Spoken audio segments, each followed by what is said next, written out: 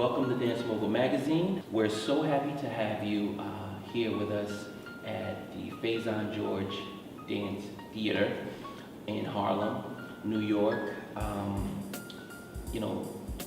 This particular situation is long overdue. We're in great anticipation of you and your insights, your spirit, and just your journey into dance. I want you to introduce yourself to our readers, because this is such a historic moment and a historic time in history where I'm able to do this, because we just really need more of this. So if you will please introduce yourself to our audience. I would love to. And first of all, I'd like to say how honoured I am and humbled that I am that you've invited me to share myself with you. My name's Dollie Henry, and I'm from the UK, London, UK, and I'm a jazz theatre choreographer. I'm a mentor, I'm an educator, and I'm artistic director of the only jazz theatre company in the UK. That with itself brings a lot of pressure, because being the only jazz company, there is nobody ahead of me, and it almost seems that there's no one behind me. So I feel at times quite lonely. But having said that, that gives me the courage, it gives me the determination to pursue my creative and artistic journey, not only as a creative artist, but also as a human being. I think the two are intrinsically linked, and I'm just delighted to be here in New York to present myself to you and to present myself to the New York dancers on this trip this time. Well, that's great, and thank you so much for that.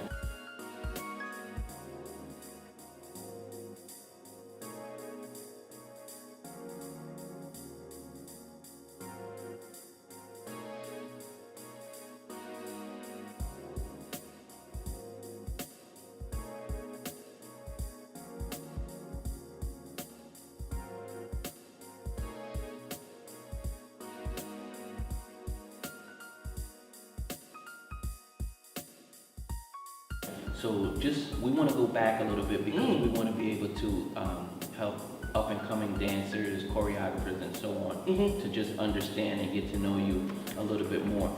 Can you just take us back on your journey in terms of maybe even when did you first discover your passion for dance? Well, my passion came, and I do believe it came to me. I didn't run to it, it asked me. And I started dancing at the age of 4. And you have to imagine, I'm now at a certain age of my life where I call myself a 60s child. So I'm going to tell you when I was born. I was born in 1962. So at that time in England, there were very few black artists of any kind at all. And there were very few young dancers or young children taking up what would be seen to be an artistic form of creativity. I was very blessed, and I still believe I'm very blessed, that I had two wonderful parents who really gave me an opportunity to step forward and try what they wanted. All of us as children, try what we wanted to try.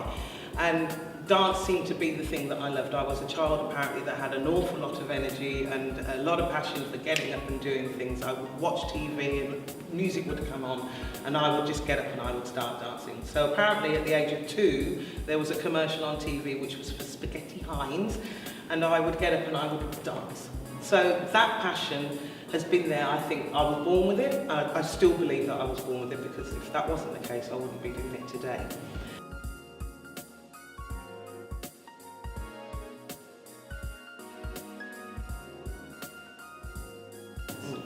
How did you separate the fact that you had the passion for dance and decided that, okay, this is a real passion for dance versus just something that you wanted to feel in the moment? And how did you start to pursue it in a real sense? I can quite easily say that as a child coming up, when I used to look at the TV, I used to see no black dancers, no black faces, and would always ask the question, but why not? Why not? Why not? Those questions were hard to answer. I know that many people couldn't answer those questions for me. So my job, I felt, was to change that. I wanted to change that. From a very, very, very early age, I had this notion I had to change that.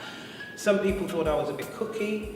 I saw myself as maybe slightly out there. My brothers even thought I was slightly crazy because I had this vision that, well, it's me. I've got to make that change. Okay, if somebody's not going to allow me to do it, then I will allow myself to do it and take what comes with that.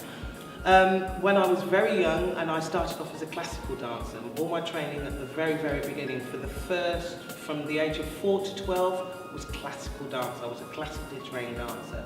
My dream then was to be the first black female ballet dancer in the UK. As I got older, I realised that this was something that was never going to happen, because first of all, there are no black dancers in ballet companies in the UK. So how was I going to change that? I wouldn't know. All I could do was be the best that I could be. I could only be the best that I could be. So I would take the exams, I would come out with the honours. Much to the dismay even of the dancing school teacher who owned the school, oh, she got honours. But actually before that, she would say to my mother, it's okay, we won't put her in for an exam, she can just pass through. My mother, and I can remember this story, this picture very well, my mother stood on one side, the head of the dancing school stood on the other, and they had this conversation with me standing looking up. My mother there, dancing teacher there, if my daughter is not good enough to take that exam, it must be because you are not teaching her well enough. This is when I knew, okay, if I'm articulate, if I'm educated, if I'm smart enough, not only can I talk myself through this, but if I get myself up to a level, I can dance my way through this. Negativity, because it is pure negativity, but it's also, let's keep them down. I know that, and it's really sometimes really difficult, because I think there is a scarring there. The scar is never away. It gets covered up and we fix that by doing great things, but there is a scar there that we all feel. Yeah. I know I feel that. And I have to be really, really careful that that doesn't turn into a negativity. So the way I heal myself is by doing my art. So you identified that in order for you to pursue your passion in a way that you saw fit that would suit your soul and your spirit, yes, you had to be a fighter. Yes. That you couldn't be passive. Nope. And that you had to be submissive to the disciplines that was going to get you to where you wanted to be, whether it was your education or either mastering your art form. Well, both, because my father was very much a person who always used to say, if you can't do it by being educated, you have to find another way. So get your education first, because they can't stop you if you know how to speak. They can't stop you if you have the correct answer. If you know yourself, then it's much easier to avoid. You can get past. It's not avoiding it in a bad way. It's saying, I can see it coming towards me. Okay, move, let it pass you.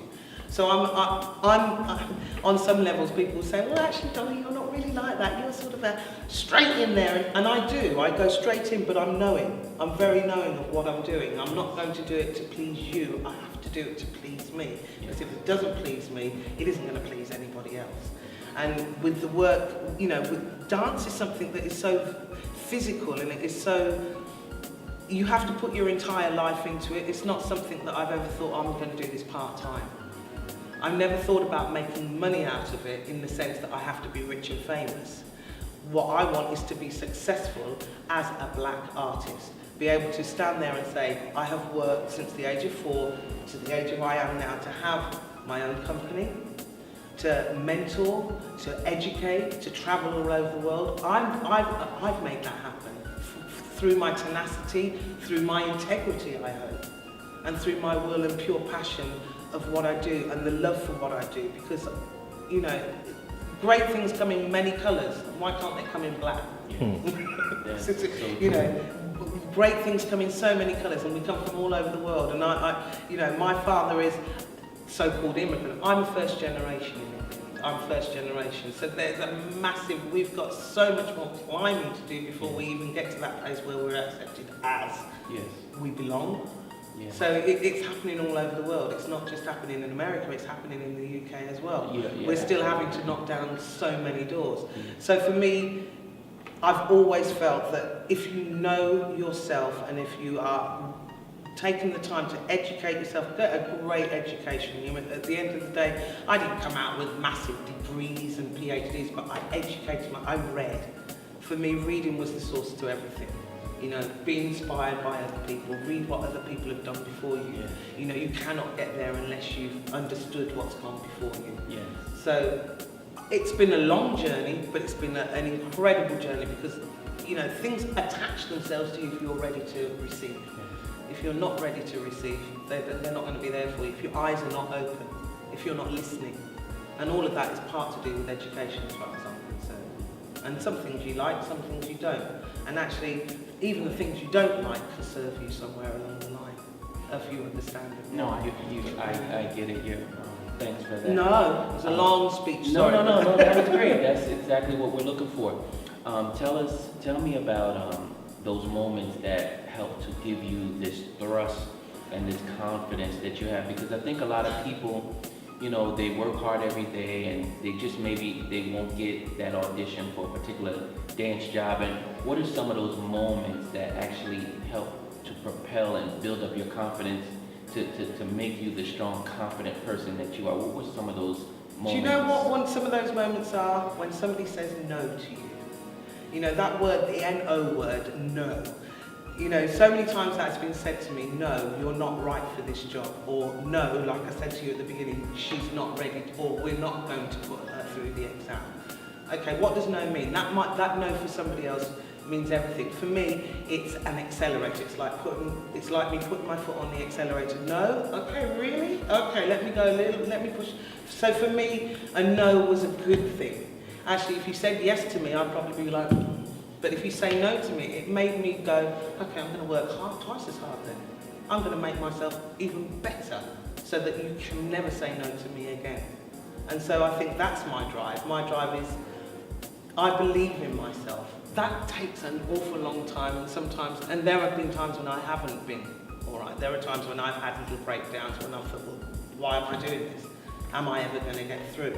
Am I ever going to make it? But to be quite honest, I touch wood is some of it, but I do believe I've worked extremely hard to be in the place that I am and to have the journey that I've had, because I've chosen places that are going to give me something, that are going to allow me to grow, to allow me to see, to allow me to perceive things in a different way that maybe is different to somebody else. I'm looking at it with an open eye.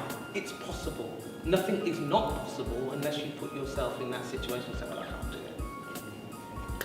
At what point did you decide that you wanted to go from being a dancer to a business owner? Or was being a business owner at the beginning of your dreams also? I think the two have run together, and I realise that now, the two have run together.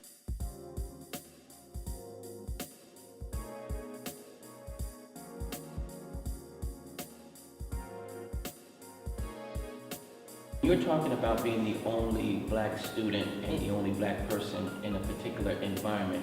Did that make you feel like your life would be harder? It would be harder for you to make it as a successful dancer or a business person? Or is that another situation where, you know, those odds made you feel like, well, you're going to do it anyway? I'm going to do it anyway, the latter.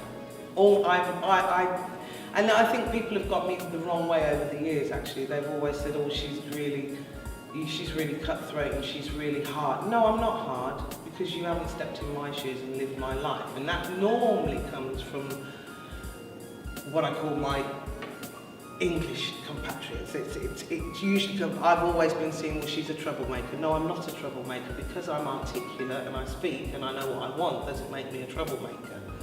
So, you know, when I was at college, as I said, for 3 years, no other black chick. I looked at it as like, wow, okay, I must be special. I took it in that way, rather than, oh, I must feel inferior. I don't come from that makeup. My makeup is not from that. My parents are not like that. They never told me be subservient. They said, stand there, put your head up high, know who you are, and go through. And so for me, it was never an issue. It was an issue for everybody else that I was the only black girl there. It was not an issue for me. I felt like I was like, well, I'm all right. Because I'm not the same as everybody else. That makes me different. It makes me unique. It makes me special. And guess what? You're not as good as me either. So, and people saw that as overconfident. But you know what? To be overconfident in something that you love or something that you're good, there's nothing wrong with that.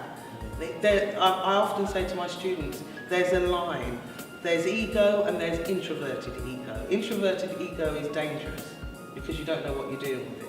An open ego is not something that you just jump on people. It's an inner feeling. I have an inner feeling about who I am, what I've wanted to do, always. And I've never deviated from that because this is the purpose I'm here. This is my purpose for being here.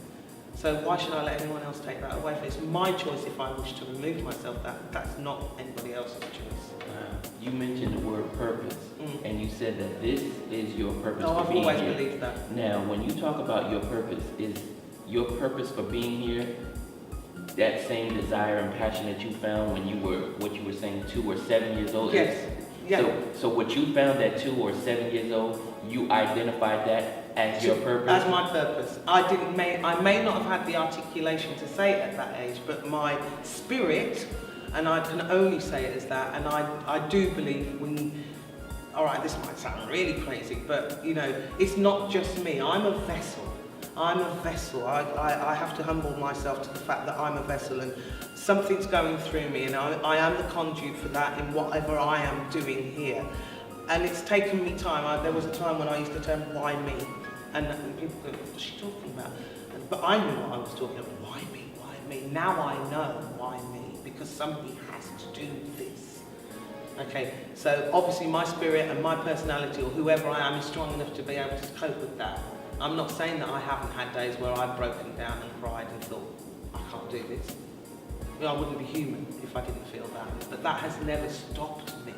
That's actually always, I just need to sit back and go, take a breath, Dom, take a breath. Okay, let's go again.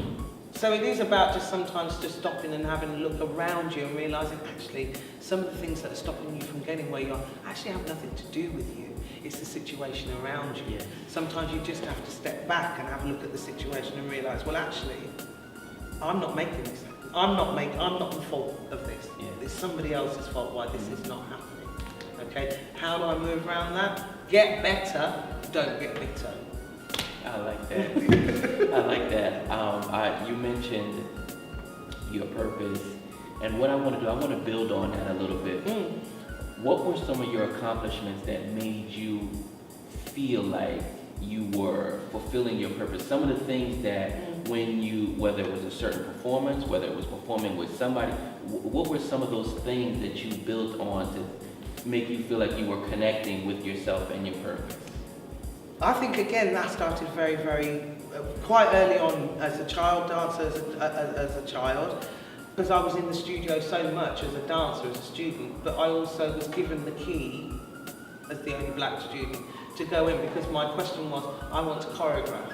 So I can't choreograph while I'm training, so is it possible to come in early in the morning and late in the evening and leave late at night, as long as I can have the time in the morning, do my studying in the daytime, but I want to be in at 7 o'clock in the morning so that I can. Those choreographic pieces were asked to be presented. Then I started to win awards. Then I started to do competitions. I was started to win the competitions. I then started to win All England. Then I was taken to Europe. So I knew I was on the right run, because why else would I be winning these things? Why else would people be saying, I'd like you to work with me? I'm not old enough to work with you. I have to be 17 before I can work with you. Those people would wait for me to be 17, then come back to college and say to the head of the school, we really want to have Dollie now. We really want. So it's in, for me, if and it's interesting talking about it with you, because often I'm not asked at these things. People don't ask me because they don't want to know. They actually don't want to know, because actually, well, if we start to really know what Dollie's done, why haven't we not given her this? Why have we not given her the platform before? Because for me, even now at my age, with a company that I've had for 20 years, with my whole life has been dance. My whole life has been in the theatre. My whole life has been to be a visionary of some sort. My whole life has been to be a catalyst of some sort. My whole life has been to make an art form be represented properly. Well, I started at 4, I'm 52, I have no intention of stopping until it is proved right that we are here, we exist, and I'm able to do this. This is what my God's put me here to do. Wow, that's amazing. I have no problem in saying that, because I'm still here, doing it. Yeah. So it must be true. It must be your, It must your purpose. be, yeah, your that's my destiny. purpose. That's amazing. You know? I want to go to the next level of your destiny. And you mentioned, you were teaching when you were a young age. What was it that connected in you as a part of your purpose that made you want to give the arts to others? How did that channel through you? What was it that motivated you to want to help others around you to learn what you had? I'd be totally honest with you, because it wasn't given to me in the way I would have liked it, without the prejudice. For me, it was, when I was given anything, it was like, well, we've got to give it to her because she's great. It wasn't given to me but it wasn't done in a nice way. It wasn't done in a mentoring way. I had to ask for everything that I needed to get what I wanted. Having said that, when I got it, I gave it its full whack back. But, when I look at students today and I look at the dancers today, they're in so much need of knowing that somebody cares. And for me, it's about showing that you care about yourself, your art form, and you're instilling that into the next generation. Because that wasn't always given to me, I always felt, well, my purpose is to give that back to these students. They need to know that it's important that you get the slap on the, come on, get it together, but there's also, now, let's talk about it from another point of view. That's the physical point of view. What's going on up here? Because I don't think I was given what's going on up here. And what has your experience been with Dollie? With Dollie? Big smile there. A challenging one, if I was going to be completely honest. Because with Dollie, there comes a point where you can't hide. And she knows that. And you know that. So you either go with it and take along the emotions and everything that it brings, because you almost have to get to the end and get to the greatness that you can become if you go with it. Yeah, you just have to take the ride. I was just given, well, she's, she thinks she's great, or she is good, but we won't give her too much. We won't give her too much because we don't want her head to go. No, let the child run. So let you them. believe that this connection and this purpose goes beyond technique? Absolutely, it has to go beyond technique. We're not, we're not machines. We're not machines. There are certain bodies that can do amazing things, but actually, if you look at a lot of dancers who have amazing technique, sometimes they don't have any soul. And so for me, it's finding the balance. You have a great technique, but once you've got the technique, what do you do with it? You then have to put flesh onto that technique. You have to put a life into that technique. You have to put, an experience into that technique. You have to put yourself, in other words. It has to be you. All the technique in the world does not make you a great dancer. So when you're giving helping younger dancers to make that connection between their physical technique and their soul, how does that make you feel, being in the center of that energy, that process, and helping them to find and develop their purpose? For me, I get very excited when I see it happen, when I see the click, when I see it make sense to them. And, I think teaching is a difficult thing, or mentoring, because I actually say I mentor now. I teach an awful lot, but I have mentoring within my company. We have mentoring programs where people have got lost along the way. They love it, but they've got lost along, or something's happened to them. I say, come and spend a month with me, with the company. Don't want anything, I just want you to, let's get rid of all that baggage. Let's just get rid of all that baggage and find out who you are. Once you know who you are, everything else is going to flower from that. So that's what I get excited about. I get excited about seeing somebody coming down and go away open. A lot of dancers come in closed because they're scared. They're really scared, or they've been told somewhere along the line, you're not going to make it, you're rubbish, whatever. And generally black students are told, you're never going to make it. In England, that's a problem. We have a problem that we have dancers coming through spending thousands of pounds to be educated to go where? To have a career in what, when it's not even there for them.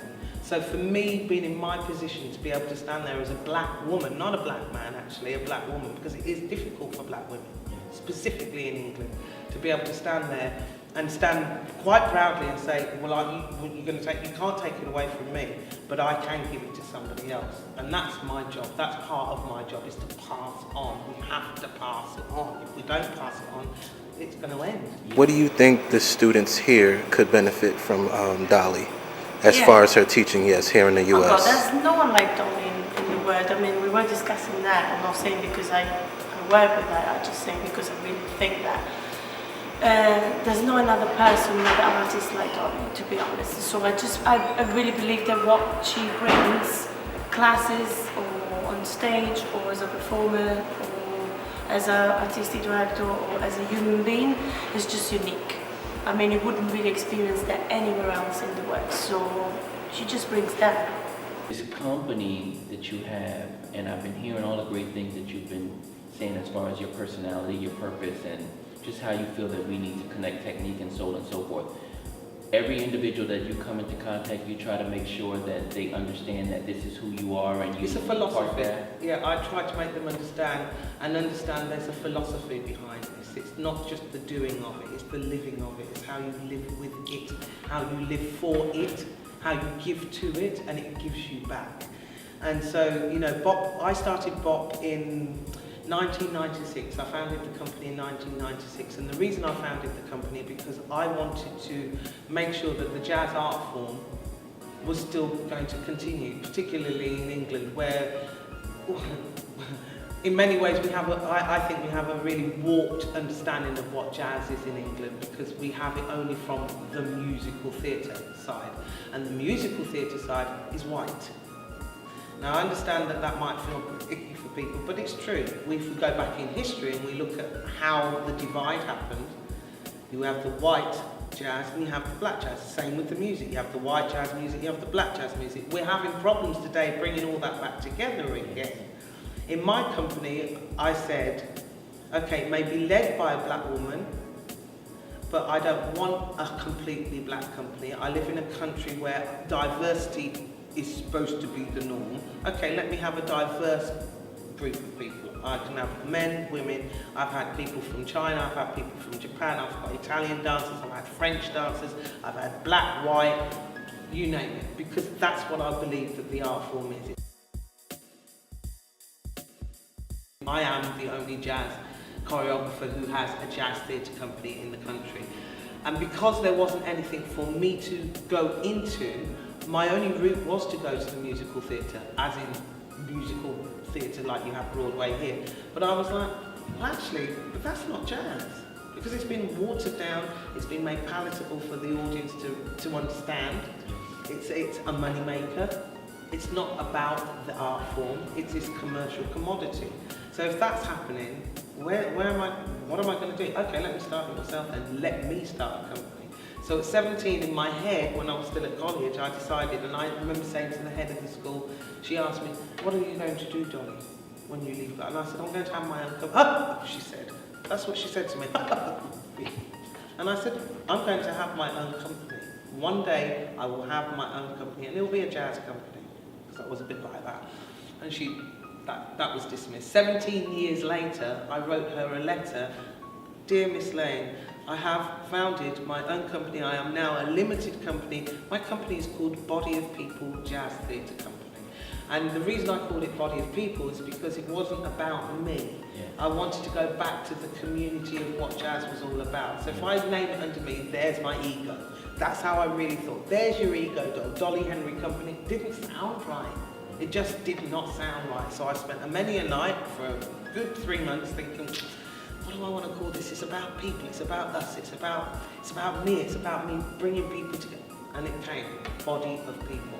And that's why, and then it could be shortened to Bop, which then links it to the jazz. So I was like, I've done what, so that was what my company was about. It's about bringing people together who believed in the same thing, who wanted to dance, really truly dance. Not just do it for the money, but find a way, an artistic release that's coming from the jazz idiom, from the jazz genre. Okay, thank you. It sounds like education is a strong part of, like you mentioned, your philosophy, your purpose, and your belief systems.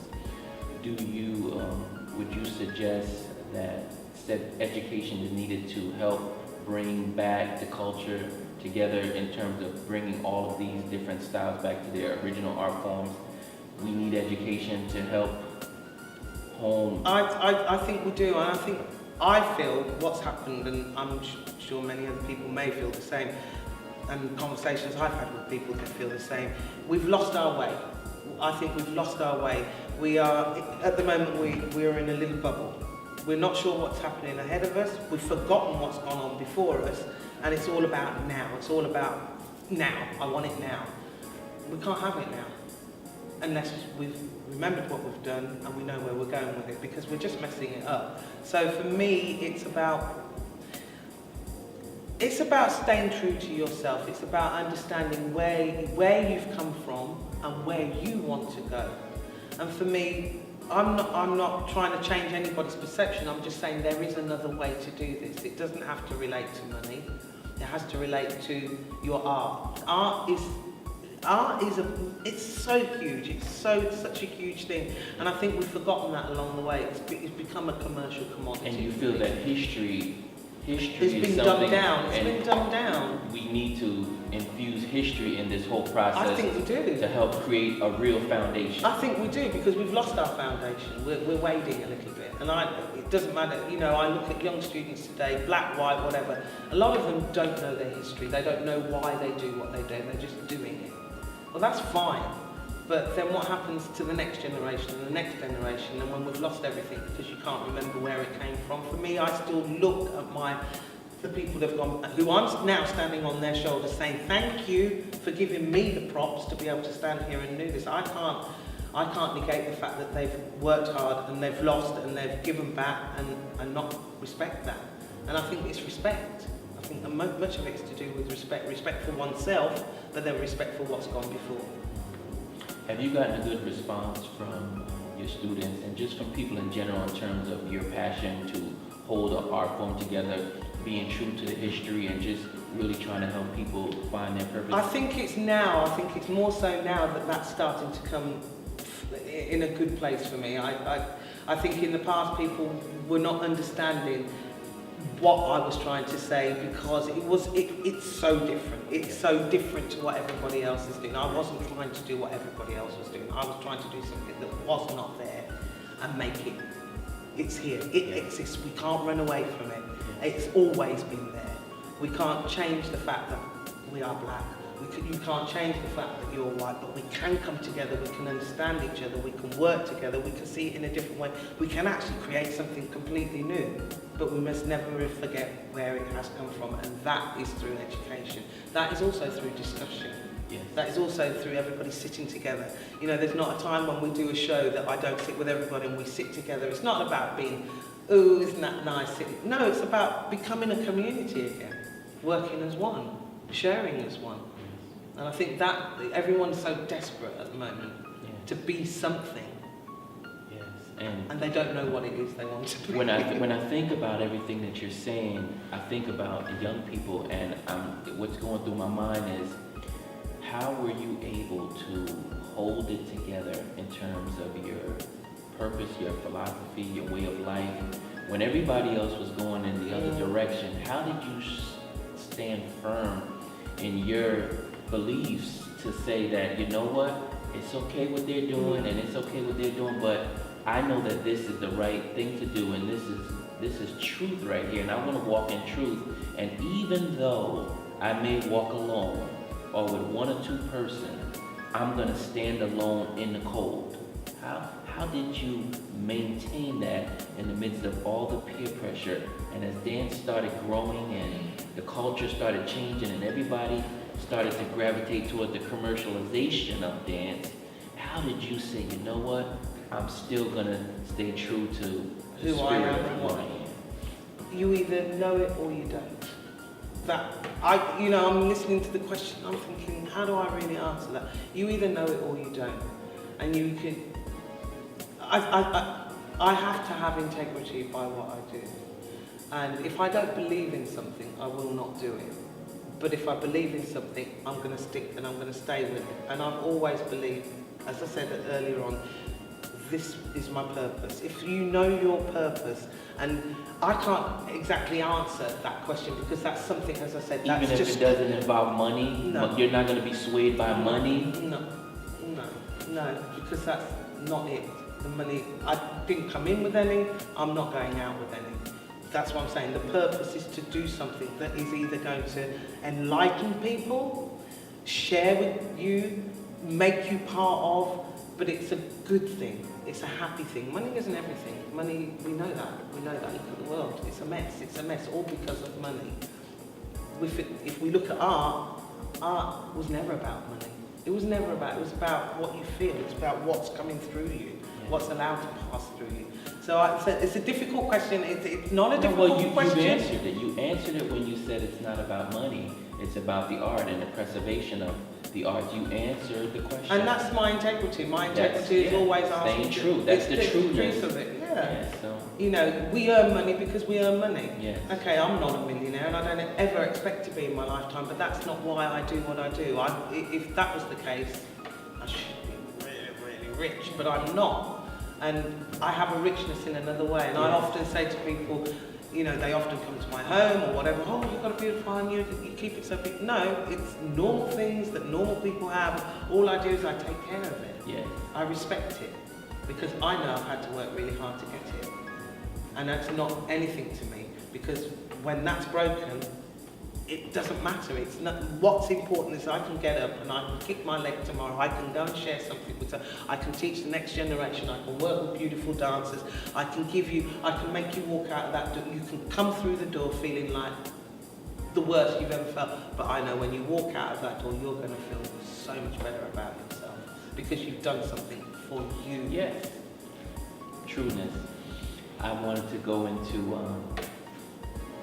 how are you spreading those truths here in the U.S. because obviously you're here in New York with us in Harlem.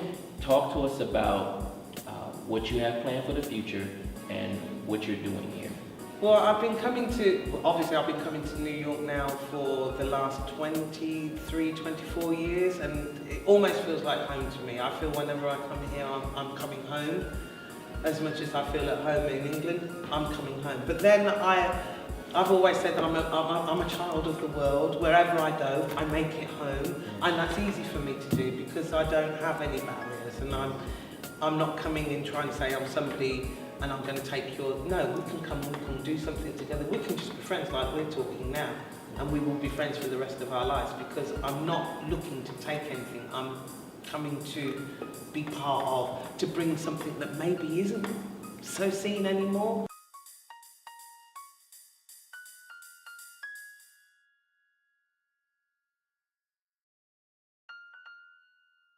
Coming here, as I say, I feel connected because there is an understanding of my heritage, of my heritage. You know,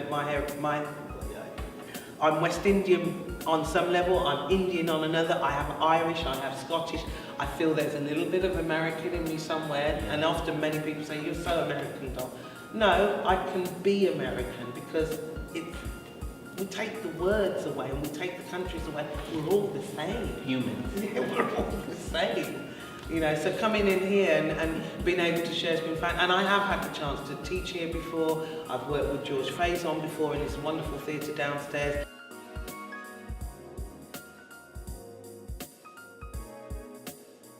There are a number of people that I've worked with, and in particular, you know, I said about Diane McIntyre and George, they have been my mentors in many ways because I never had those mentors in the UK.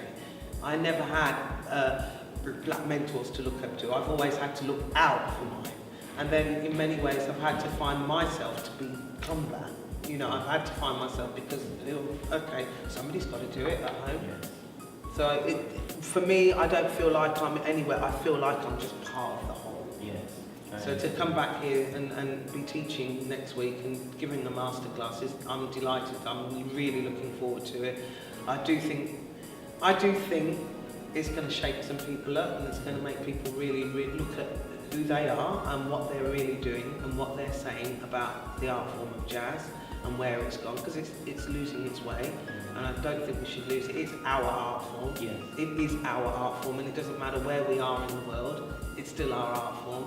And in many ways, I was saying to we did a mentoring program in January in England, and a lot of them didn't understand the journey of jazz and where it had come from, and they just assumed that it has just come from America. Well, no, hang on a minute, it came from Africa, it went via the West Indies, it then went to South America, it's gone to America, and guess what, then it went around the world.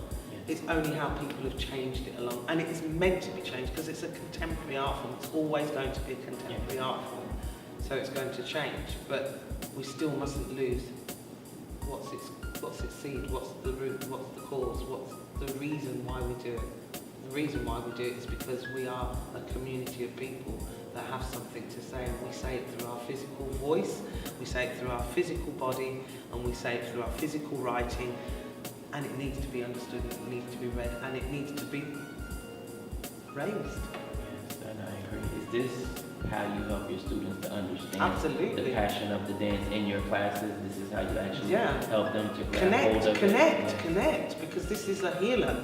You know, if I'm totally honest, when I have been down and when I have, the one thing that I know is I can go into a studio and I can dance, and I will heal myself through that. So it's not just about doing it to present myself as a performer or to earn money. I think somewhere along the line we've forgotten that it heals us. Yes.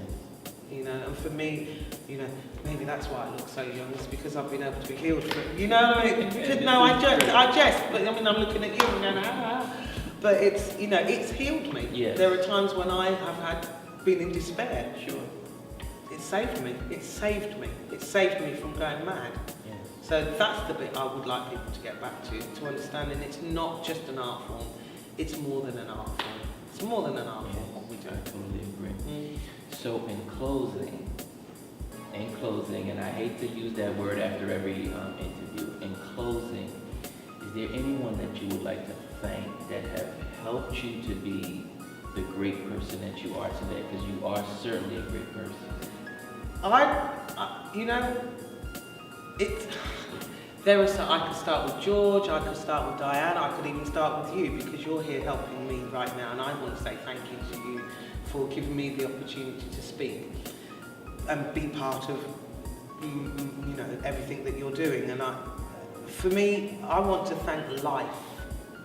Life has been a wonderful thing, and you make out of it what you can, and you do what you can with it. At the end of the day, it's your choice. I'd like to thank myself for not giving up. I'd like to thank myself also for having the tenacity and integrity to stick with what I believe in, because it has been really hard. I'd like to thank my parents for giving me the opportunity to put those dancing shoes on at the age of 4 and say, go and be. You know, because I know so many children are not in that position. And that's not coming from favouritism as a child, or because my parents happened to have some sort of wealth. No, they had a vision too. They had a vision which was to offer their children a chance to be better than them. You know, so I thank them for that. I thank the fact that, you know, jazz has given me a life. It's given me a life. The art form itself has given me a life. It's allowed me to see things that I would never be able to have seen. It's allowed me to travel. My work has allowed me to see the world in a totally different way and be open and respectful of other people.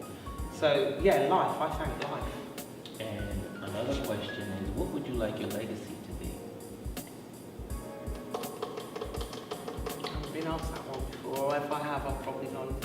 I mean, you've answered throughout the interview as far as who you are, your belief systems, integrity, staying true, and so forth. So you have answered that, but just in terms of legacy, you know how we always look back at different individuals. That's like, ooh, that's a hard one. Yeah. But if I would like a legacy, if I thought about it, particularly in England, I'd like to have the legacy to know that this is the lady that kept the jazz art form alive and kicking, and she brought people through, and it continues even after she's gone. There's the legacy of Dollie.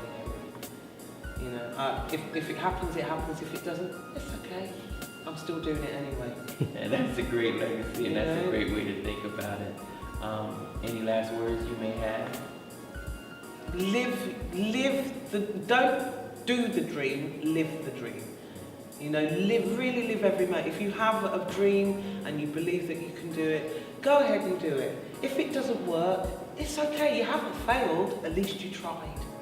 And for me, it is trying that's the most important. Don't just stop because it says somebody said no. Everyone said no to me, and without being rude, I went, okay. That's your opinion. That's your opinion. It's not my opinion. No for me was meant put your foot down and go. So that would be my sort of catchphrase to people. If you hear a no, say go. Yeah, no, thank you so much. So I just want to thank you. Thank you. And Thank you let so you know how much. much I appreciate it. And My pleasure. we look forward to following you on throughout your journey. That would be lovely. And Thanks so much. Thank you. Thank you so much.